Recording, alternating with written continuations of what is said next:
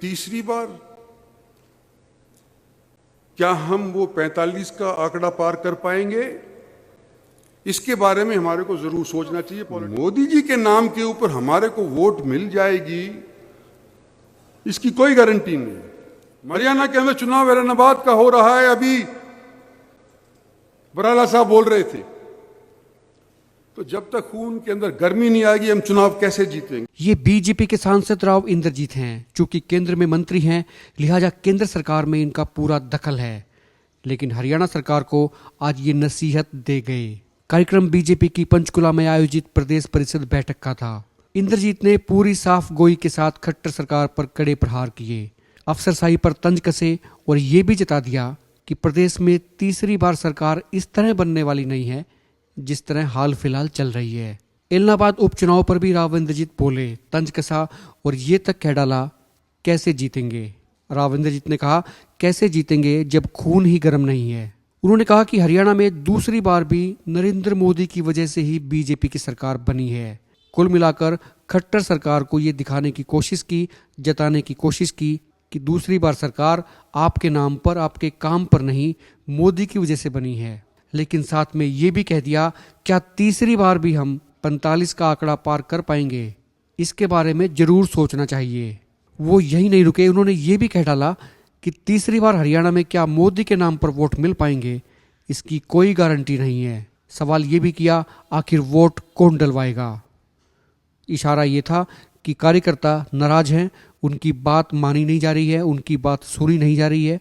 कुल मिलाकर हरियाणा की खट्टर सरकार को मुख्यमंत्री मनोहर लाल खट्टर की मौजूदगी में आईना दिखाने का काम किया। राव इंद्रजीत ने कहा कि कार्यकर्ता की आवाज़ सरकार तक नहीं पहुंच रही है। अगर कार्यकर्ता का मनोबल टूट गया तो ये समझ लीजिए कि रीढ़ टूट जाएगी। ये बात और है, राव इंद्रजीत भी चौधर की लड़ाई में शामिल हैं। हो सकता है कि उनकी इक्वेशन सीएम के साथ में न रही हो, लेकिन उसके बावजूद जो बातें कही हैं उनमें दम है, उनमें वजन है। आप कितना इत्तेफाक रखते हैं ये कमेंट करके बताएं। और अब आपको राव इंद्रजीत की वो तमाम बातें सुना देते हैं जो उन्होंने बीजेपी की प्रदेश परिषद बैठक में बोली हैं। हरियाणा के अंदर चुनाव ऐलानाबाद का हो रहा है, अभी बराला साहब बोल रहे थे, तो जब तक खून के अंदर गर्मी नहीं आएगी हम चुनाव कैसे जीतेंगे। तो इसलिए इस चीज को दोहराना जरूरी है। और जहां मैं यूं कहता हूं और हम सब मानते हैं कि देश के अंदर मोदी की वजह से सरकार बनी, जहां हम साथ साथ ये भी मानते हैं कि प्रदेश के अंदर भी उसका कैस्केडिंग इफेक्ट हुआ और हरियाणा के अंदर भी उनकी वजह से सरकार बनी पहली बार, तो दूसरी बार भी सरकार हरियाणा के अंदर बनी, ये भी बड़ी भारी उपलब्धि है। क्योंकि हरियाणा में अमूमन क्या होता है, एक बार एक पार्टी आती है, दूसरी बार दूसरी पार्टी आती है। मेजॉरिटी किसी किसी टाइम के ऊपर ही मिल पाई है। मुझको तो 40-42 साल हरियाणा के अंदर राजनीति करते हो गए, हरियाणा के अंदर बड़ी भारी मेजॉरिटी सिर्फ एक बार आई है, जब चौधरी देवीलाल मुख्यमंत्री बने थे। उसके बाद थोड़ी बहुत 50 से नीचे ही रहती है। पहली बार हमारे को 47 मिले, इस बार 40 मिले, कोई बात नहीं, हम हारे नहीं। यह हरियाणा की परंपरा रही है कि पहली बार की निस्बत दूसरी बार थोड़ी घाट वोट लेती है। लेकिन तीसरी बार क्या हम वो 45 का आंकड़ा पार कर पाएंगे, इसके बारे में हमारे को जरूर सोचना चाहिए। पॉलिटिकल रेजोल्यूशन धनखड़ साहब ने रखा, पॉलिटिकल रेजोल्यूशन धनखड़ साहब ने जो रखा है, इसके अंदर मैं सिर्फ दो चीजों का सुझाव देना चाहता हूं कि नरेंद्र भाई मोदी का साया हम पे है, हमारे प्रदेश के ऊपर है, उनके मंत्रियों का साया हमारे पे है, हमारे प्रदेश के ऊपर है, जो रूपाला साहब भी खुद बोल कर गए, जो उनके करीब थे, हैं। लेकिन सिर्फ मोदी जी के नाम के ऊपर हमारे को वोट मिल जाएगी, इसकी कोई गारंटी नहीं। मंशा होगी शायद कि मोदी जी के नाम के ऊपर हम वोट देंगे भाई प्रदेश के अंदर भी, लेकिन वोट कौन डलवाएगा?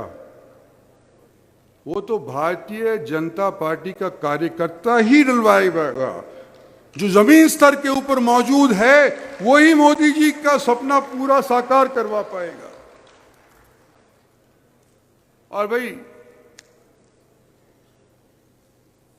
आज हम बड़े बड़े नेता बैठे बैठे भाषण दे के चले जाएंगे, और ये 8 साल के अंदर जहां हम जैसे उन्हें भाषण दिया है, हमने ये भी सुना है कि कार्यकर्ता की आवाज क्या है। हो सकता है खुले में होकर के डिसिप्लिन पार्टी है, खुले में नहीं बताती, लेकिन कार्यकर्ता की आवाज जब तक नहीं पहुंचाई जाएगी हमारी सरकार को और हमारी पार्टी तक को, तो ये वोट जिसका हम जिक्र कर रहे हैं, तीसरी बार विजय होने का जिक्र कर रहे हैं, कैसे होगा। धनखड़ साहब, आप पार्टी के अध्यक्ष, मुख्यमंत्री जी उठ के चले गए, पता नहीं लेकिन मेरी गुजारिश है आपसे और सभी यहां साथियों से और दिल्ली के प्रतिनिधियों से भी, एक कार्यकर्ता का मनोबल नहीं टूटना चाहिए।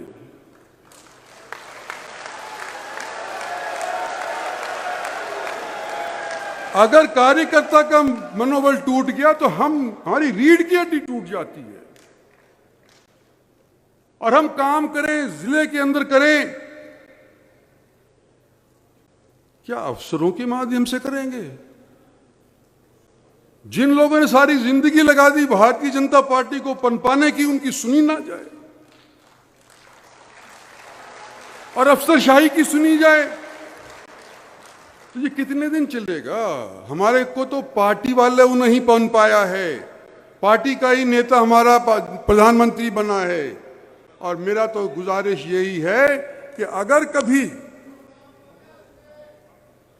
किसी भी जिले के अंदर, तहसील के अंदर, ब्लॉक के अंदर, पन्ना के ऊपर, पन्ना प्रमुख के ऊपर या जो दूसरे पदाधिकारी होते हैं उनके ऊपर अगर कभी तुलना करनी पड़ जाए, तो हमारे वर्कर की बात अव्वल होनी चाहिए, अफसर की नीचे होनी। ये मेरा आपसे अनुरोध है।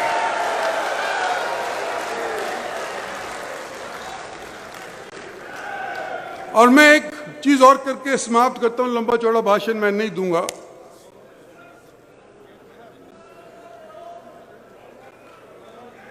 भारतीय जनता पार्टी के अंदर मैं बाद में आया, बाहर से आया।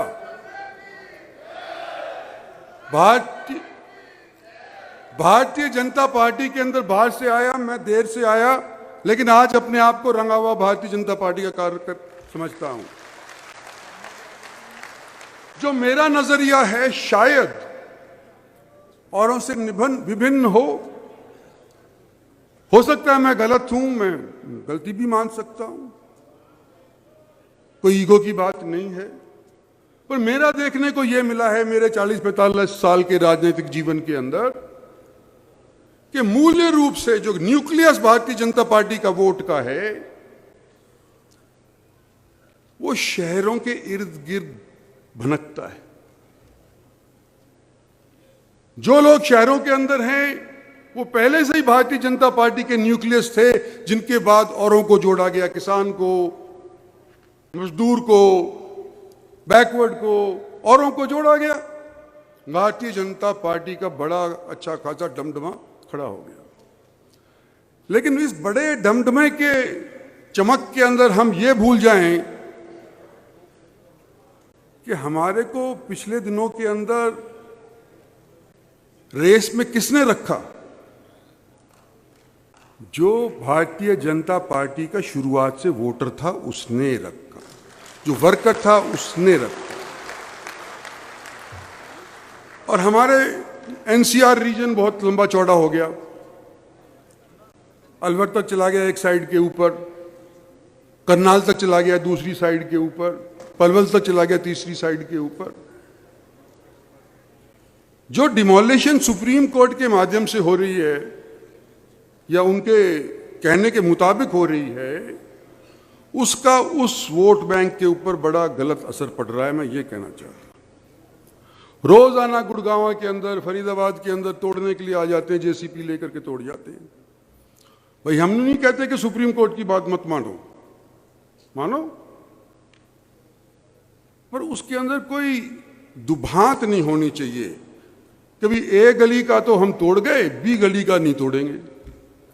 ये जब आ जाती है, कभी एक चाहे गलती उतनी ही बराबर की करे हो, लेकिन वो इंद्रजीत सिंह के कम करीब है तो उसका तोड़ा नहीं जाएगा, और जो किसी और के करीब है तो उसका तोड़ा जाएगा।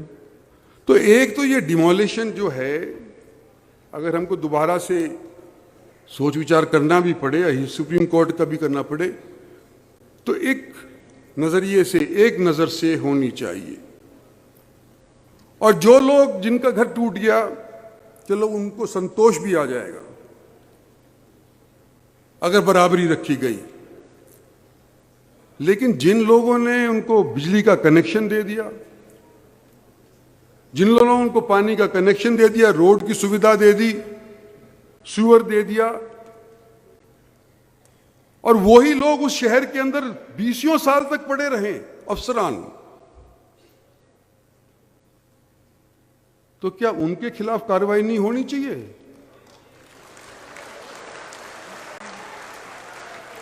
कि जिन्होंने लोगों के पैसे लगवा दिए, पैसा लेकर के कनेक्शन दे दिया, सीवरेज दे दी, और आज सुप्रीम कोर्ट की डमडमे के तौर के ऊपर आकर उनके घर तोड़ दिए गए, तो जिनके घर तोड़ गए तो बेसहारा हो गए, और वो अफसर वहीं की वहीं टिके रहे। क्या इसके बारे में भी हमारे को पार्टी के लेवल के ऊपर सोचना चाहिए? ये मेरा आप लोगों के बीच के अंदर है, क्योंकि पार्टी को पूरी तरह से पनपाने के लिए इस चीज़ के ऊपर विचार करना चाहिए। ज़्यादा लंबा मैं इसलिए नहीं बोलना चाहता हूँ, और बड़े बड़े साथी हमारे बोलना पकाया है, तो मेरी बात किसी को बुरी लगी हो, मैं बुरा नहीं किसी को कहना चाहता, सच्ची बात कहना चाहता हूँ। जो अच्छी बातें, वो बात नहीं जो विनोद तावड़े जी ने बताई है, जो अच्छी बात है वो जरूर उसको अपने मन में उतारो, दिल में उतारो,